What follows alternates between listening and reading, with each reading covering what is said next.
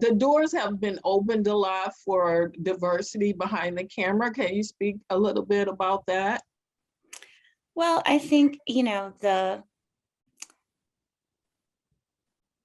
I just can't even believe how much, as difficult as things are still, in the ways that we have, all kinds of discrimination and limitations still that exist, in the Right. industry. It's been unbelievable to see the changes that have happened in like the past 10 years. Things that weren't possible are now possible. And it's really, really cool to watch and see Mhm. that there is a shift happening. There are opportunities, there are doors opening. And I think I feel much more hopeful about the future of the industry.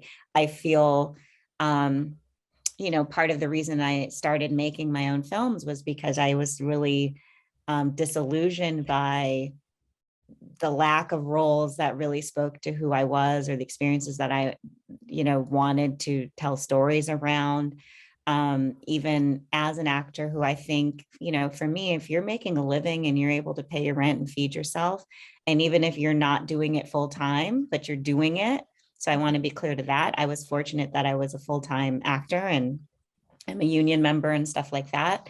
And I also believe, whether that's your path or not, if you're an actor and you're showing up and doing the work and you're finding ways to grow in your craft, like, you're an actor. You don't have to wait for somebody to confirm that you're an actor. Do you know what I Right, mean? right. If this is your Yeah. passion and this is what you're putting your energy and effort into. Mhm. But even as someone who, by the standards that I had set for myself, which is to make a full-time living, I was able to do that, but it wasn't as satisfying as, the education I paid for, and the other, parts of who I am, and the ways that I want to contribute to society. Waiting around for someone to hire you wasn't what I Yeah. was, looking for.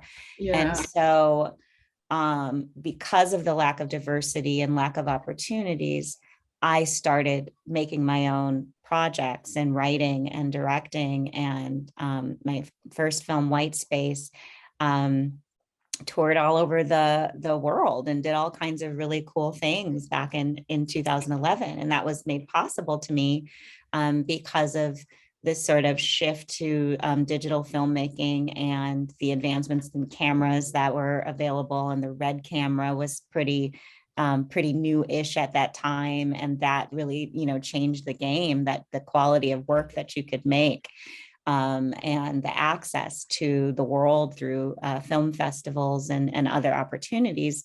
That became a door that opened for me. So I was able to tell the kinds of stories I've always wanted to tell. Both of my narrative short films that I produced through my production company, I have a role in. I'm an actor in, a supporting character. Um, but I've been able to write projects for people, for friends who I thought were really talented actors, and that, who are equally frustrated about what was available to them. Right. And so I definitely think what shifted 10 years ago, I'm just grateful that I was sort of part of this zeitgeist of women directors, and women of color directors, and non-binary directors, and this shift. And luckily, about 4 years ago, found multiple communities, like Film Fatales, which is an organization for women and non-binary feature film directors and television directors. There's a great group called Brown Girls Doc Mafia for documentary filmmakers. And there's all these really great communities. So the realization is, when I first got started, I didn't necessarily see a lot of, women directors around me in 2011. I'd meet them at, film festivals and things like that. But to know that there are like probably thousands of women identified directors around the country, is pretty cool, and that they're organized and they're helping each other. And that's what's really exciting about these times. And then you have people like yourself who are helping actors with the resources and tools that they need. So it's an exciting time.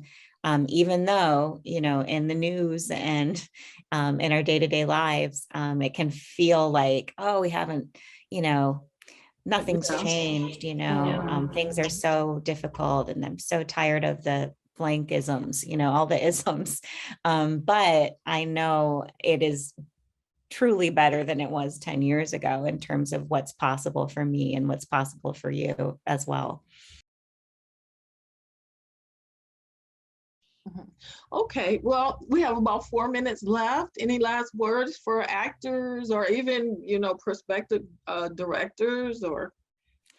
No, I think, if this is what you love to do, trust that and do it. Don't wait for someone to hire you to do it. Mhm. Hopefully, everyone gets hired and gets jobs and gets opportunities to work on, big budget projects because it's fun, right? It's Yeah, cool and you get to make really cool things.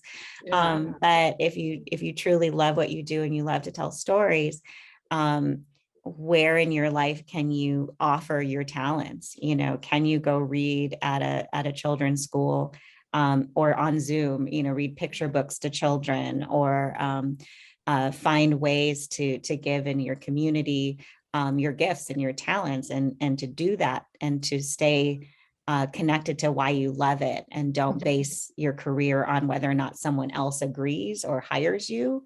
But on the very fact that you are giving of yourself and finding audiences who like you and like what you do and developing those relationships, I think is a really great approach. Mhm. Well, Maya, I so very much appreciate you taking the time because I know you're busy and I appreciate you as a director. I'm proud of you as a director, as an African American woman. And I'm so very happy to have had the opportunity to work with you. And I just want to thank you. And anything else you want to say? I have a book out. Yes, tell me about the People can book, get my book. please. We have Book two. has nothing to do with acting, but there is there's a little bit more that you get a sense of sort of my trajectory as an artist in there. But it's called Through the Banks of the Red Cedar, My Father and the Team That Changed the Game.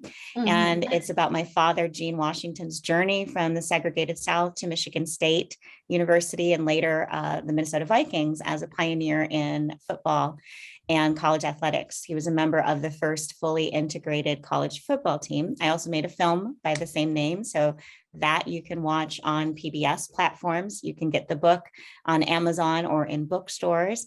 And another film that I have out right now is called Clear, and you can stream that on Quelly TV and on Argo. Okay. So those are my little plugs. Wonderful, wonderful. Well, thank you again, Maya, and much continued success to you. Thank you. You too. Okay, bye.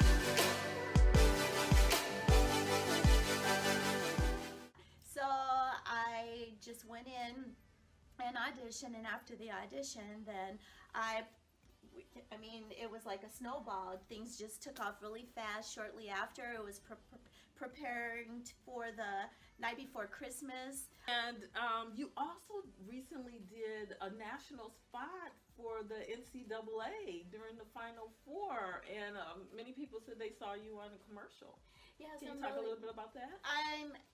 I'm proud of that too.